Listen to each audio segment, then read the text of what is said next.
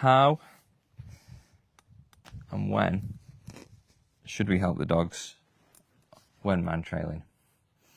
I had loads of good answers here, to be fair, but I'm going to completely oversimplify it.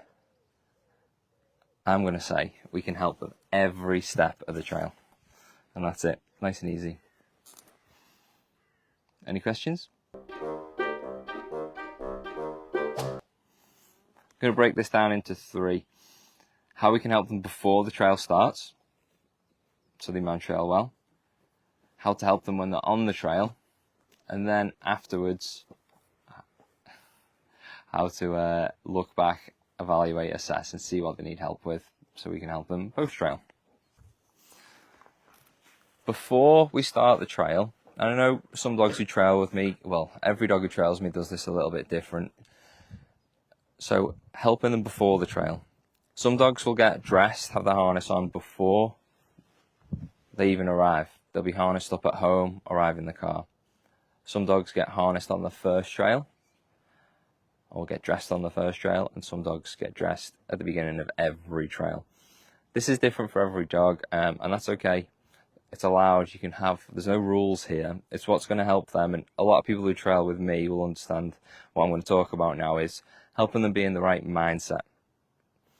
Are they coming out crazy? Are they coming out high as a kite? Does that help them on the trail, coming out high as a kite? Are they hyper-focused? Well, that's good. Mostly not, though. If they're going to be coming out high as a kite, they're going to be making impulsive decisions. Well, come here. And just blasting on forward. We want them coming out hyper-focused and methodical. If they're past a certain threshold of arousal, they're not going to be thinking clearly or learning well. I think you'll all know that from when they get the zoomies and you try and recall them. They're not listening in that moment. So if they come out and start a trail in that frame of mind, is it productive? Most of the time, no. It might be a little bit different when we're starting them with mantrailing, because we want to rev them up, we want to motivate them, we want to start flooding them with those happy endorphins. But in general, past the first couple of sessions, when they start understanding the game, we want to bring that down. You've probably seen my really bizarre illustration or demonstration of this. We want to bring up the motivation, and then we want the skills to come up and match. So sometimes that motivation needs to come down. So starting the trail is the first place we can help them. Are they starting in the right frame of mind? I feel that when, or I think, or I know, they get their best trailing done when they're in that flow state. So they might not have the perfect start, but the quicker they get into that flow state, the quicker they are in the right threshold and in the right frame of mind. So how can we help them be quicker into that flow state? Are they harnessed? Are they come out on the collar? Are they pre-harnessed? Or are they pre-harnessed and they arrive dressed? Because when they come out, they go completely over threshold. And secondly, adding to that, if they're already high as a kite, do we want to do the scent inventory? This might change trail to trail anyway, because if you're in a narrow corridor or an alleyway, there's no point in doing the scent inventory. They're not going to learn anything from it. If they're dying to get to the scent article, we might just frustrate them. If they're dying to get going, we're probably just going to frustrate them. As I said before, probably 99% of the learning is going to be whilst they're on the trail, getting them into that flow state as quickly as possible. That's when they're going to be making as many good decisions as possible. That's when they're going to be in the right frame of mind, in the right arousal level. That's what I mean by flow state. So does the scent inventory help? I've found over time that it's 50-50. Some dogs, male dogs, some females, they want to pee on everything. And we'll say that they get that out of the system. Well, we'll say they get it out of the system. So there's a bit of a contrast for when they start the trail. This is you in sniffy civilian dog mode, and now this is you in trailing mode. Again, trying to get them in that good mindset. There's no right or wrong with the scent inventory. If it benefits them and it helps them, definitely include it. if it just feels like you're going through the motions and they're not really learning or doing anything, it's not setting them up, and it's not productive if they're getting frustrated. Nope, get rid of it. And the last one is, for the beginning of the trail, the last one there is, do we take a step with them, or do we stand still and let them take that first step and show us where the trail is? Again, I'm 50-50 on this. I find some dogs, if we take that first step with them, it gets them trailing really well. It gets them going straight away, gets their nose down. They get a little bit of confidence off the handler, I guess, there. And from there, they grow into the trail and they get into that flow state and that good frame of mind, that good level of arousal and drive, which has them trailing at their optimal. On the trail, they might lose it and might come back onto it. They might have to earth scent, ground scent, and figure their way back onto it and problem solve.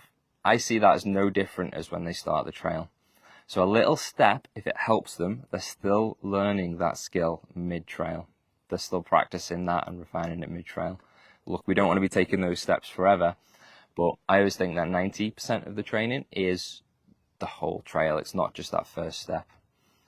But I do like to prep you guys like you're doing a completely blind trail. So the dog is leading every step. But again, it's training. So if that gets them into that flow state, if that gets them into the happy state, the happy trailing, the productive training quicker, I'm all for that. On the trail, and again, I'm going to oversimplify it, we can help them every single step of the trail. What do you mean by this, Neil? How do we help them every single step? We're not going to show them the whole way around. We want them trailing, we want them leading, we want them showing us where the trail is. Every step of the trail, we can be influencing them in ways that you might not realise. The first one, and it's something which it is difficult, but it can really, really help them on the trail, is good line handling. And consistent line handling. We'll say a little bit of pressure on the back. That can help keep them at a familiar pace as well, or a consistent pace. Okay, well, you lie down. Having a consistent pace keeps a consistent picture when they're mantrailing. So to them, what's their expectation of mantrailing? What does mantrailing look like to them? Where are they most productive working scent? 100 mile an hour, some dogs, but probably not. Too slow? Well, is that because the rest of the environment's too distracting? If they're pulling too much on the trail, what you generally find is they'll overshoot on junctions because they're in that opposition reflex and just moving forward, forward, forward. Not for all of them, but it is something that I've seen quite a lot whilst mantrailing. Keep talking about this flow state. If they're in their flow state, we all know those trails where we get from beginning to end and we go, wow, what happened? That was really easy. And we take so much for granted. That's when they're in the flow state and we're just, you and me and your instructor, whoever, are just chatting about stuff. That's when you know that they have just mastered that trail, and we totally take it for granted, and that's the flow state. So if your lead is getting wrapped around trees, if it's going under a leg, if it's loose, tight, it's all over the place, you're going to be interrupting a lot. And I'm guilty of this as well. If you watch the Mantrailing video I did a month or two ago, my line handling was terrible. And it definitely interrupted Tilly. You know, she's fast. I know she's not as fast as some of the spaniels, but doing our best, we can all improve, including me, on just that little bit of tension, not too much. And this is something which I'll tell people from their first mantrailing session: have set a realistic expectation for them. Because like today, we've been mantrailing on the moors over in North Wales, and the dogs had to trail at our pace. Good job I brought Wilson. Tilly might have killed me because he trails at a nice, consistent pace. So I was able to not go flying through the heather, which I'm thankful for. So it's either reinventing that for them, or if they are brand new to it, it's setting them up with a realistic expectation and slowing them down on the trail It can add a little bit of frustration, it can add a little bit of that opposition reflex, but if it's consistent every time, that will be their expectation, because it's always the same. If some trails, or the end of the trail, when they hit proximity, they hit the scent pool, they really start pulling, that's great. That's them telling us that they're pretty much there. They want to go and get their reinforcement. They found the person, they want to get the pot, they want to get the food, the cat food, the Primula cheese, whatever it might be. If we allow them to run in, that then becomes their expectation. It's easy for us to go, wow, so happy we're going with them, they've done so well. But actually keeping a consistent pace beginning to end, because we've all seen it, you might start slow, get into the trail, and then really pull at the end. What we want is consistent beginning, middle, and end. So you guys staying at the same pace, same tension on the lead, and you can see well there, same tension on the lead the whole time. Keep the picture familiar for them, and their trailing will get much more consistent. Also, this is why I've brought in, there's a bit of a plug here, the Wilson's Way. That's getting them more and more focused on the ground scent. So they're working with more accuracy, and this will naturally slow them down as they're focusing on the ground scent. Back to, I say, the most popular answer from everyone was when to cast them, how to cast them, and those subtle little side steps, pushing them on, or yes, bringing them back to the trail. And this is where I think there's so much value in knowing where the trail is. More and more I'll be telling you guys where the trail is, even if it's just at key points, so at junctions. Everyone who trails with me will know what I say when you get to a junction, or if they overshoot, I'll be like, the trail goes right, do not influence them, watch what they do. Then if we know they've taken the trail the wrong way, what have they shown us? Is it head up? Is it that speed up in pace? What's different? Then if they got it right, so if they did take the right hand turn and it was spot on, how are they doing that? Is it nose down? They've just gone and they just flowed through, they've not even looked left. I always question that. How confident were they with that decision? You should, especially if you get more and more experience, be able to see when they make confident decisions. And then you've normally got up to about 10 steps past the junction before they'll either head will pop up or they keep going. And that's something that we'll always trust when we're looking at body language. If they make a choice at a junction nose down, we all know what that means. You've probably seen me do that 100 times.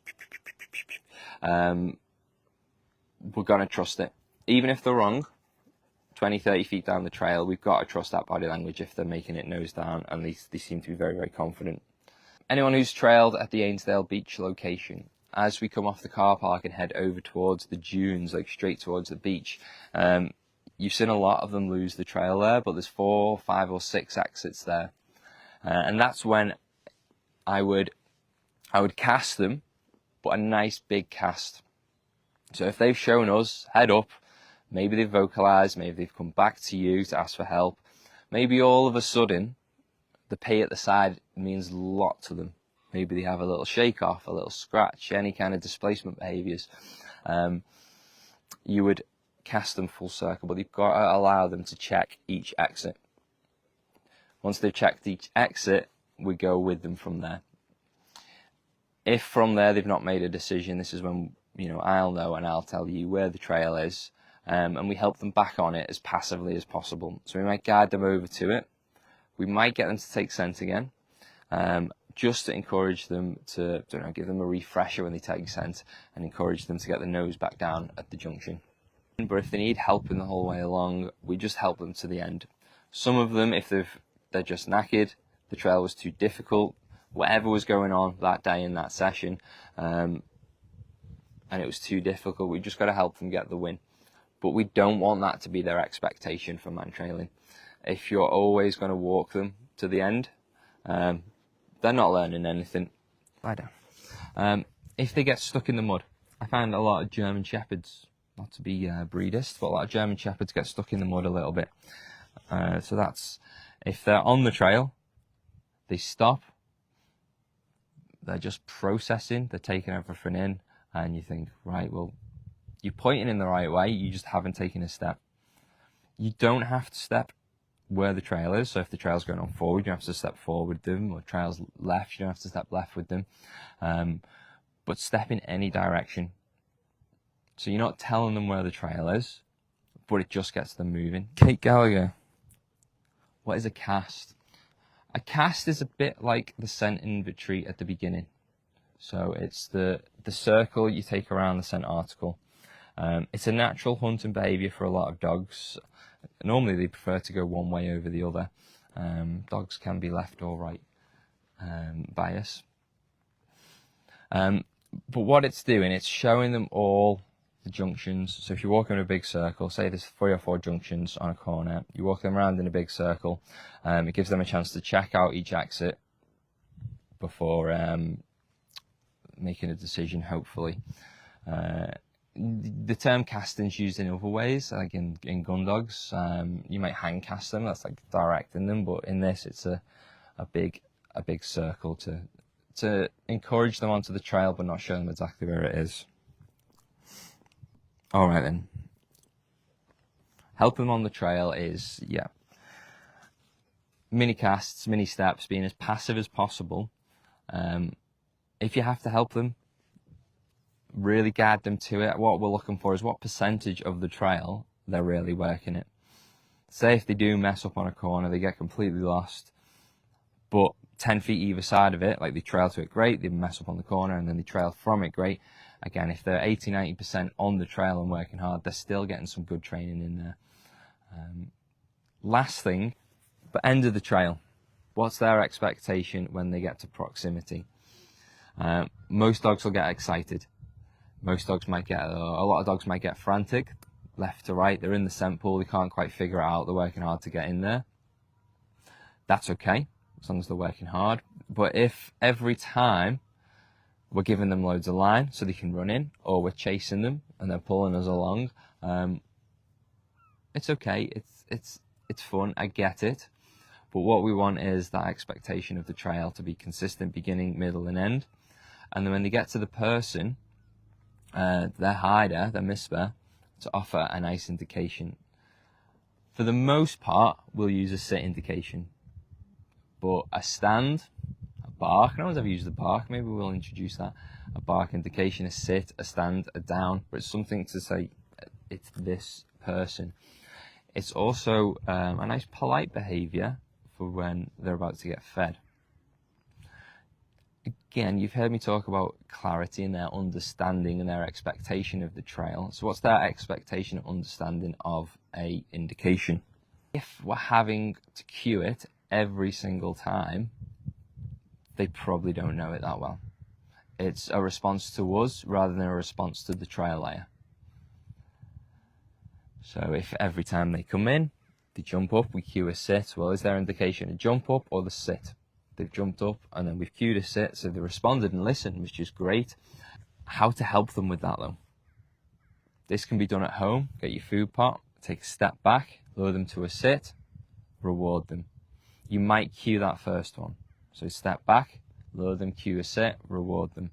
Step back, lure them to a sit without asking for it, without the verbal cue, reward them. Third or fourth time, step back, stand still, expect that sit, reward them.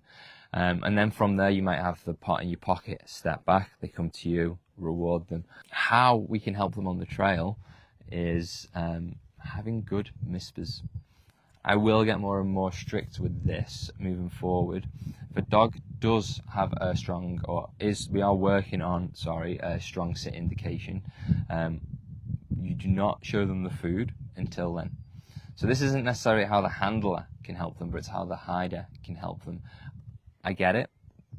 They've just worked really hard. They come to you.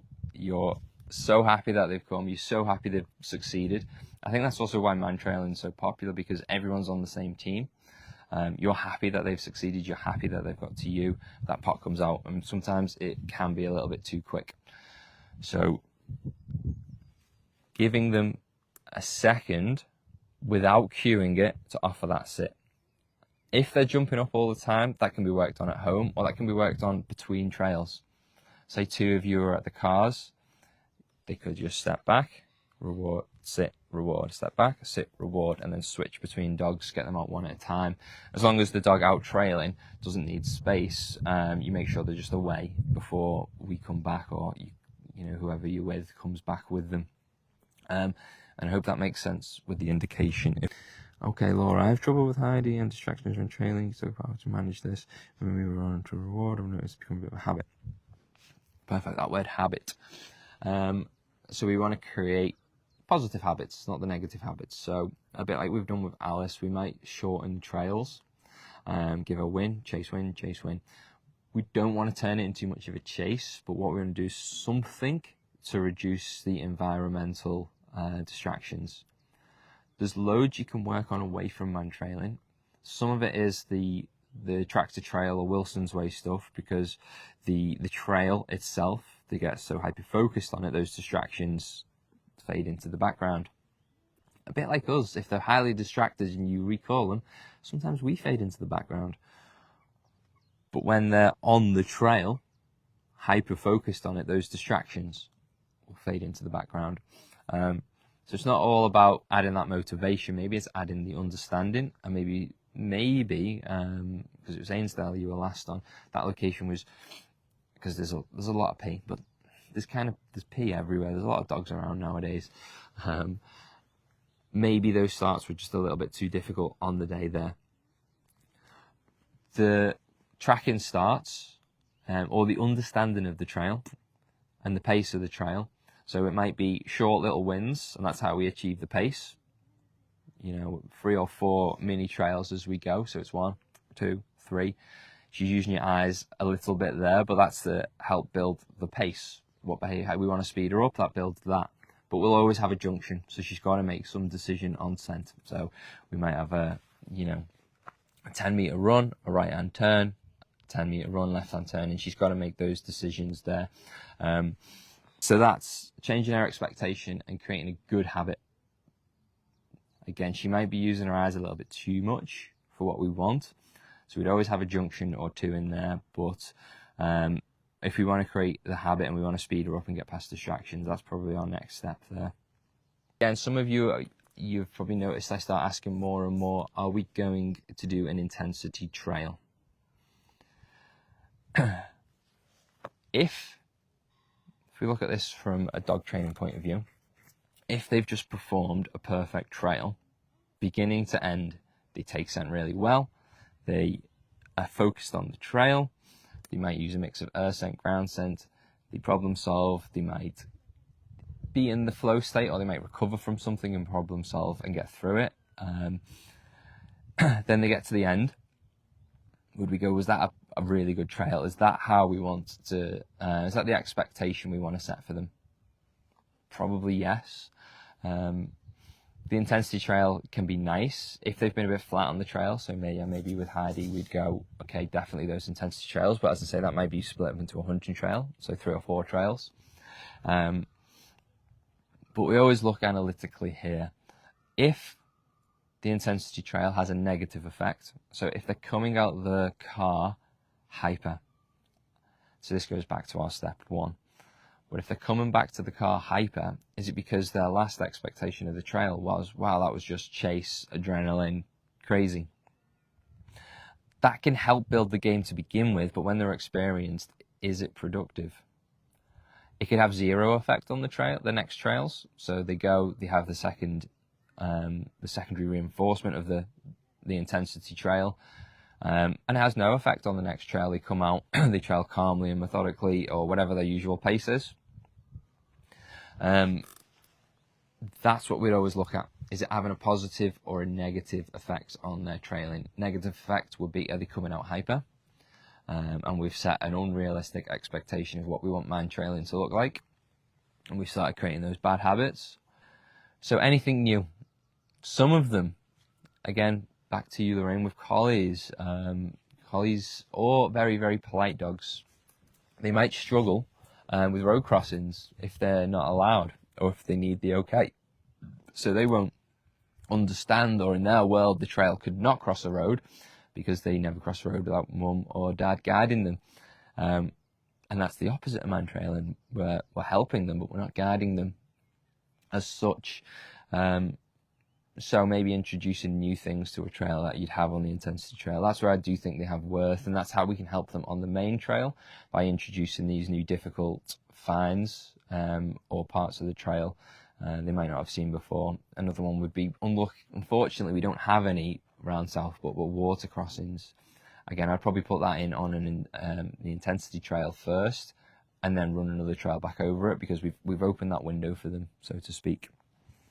Super. Right, me and Will are gonna go on a little walk, hit the road, and thanks again, guys. See you soon.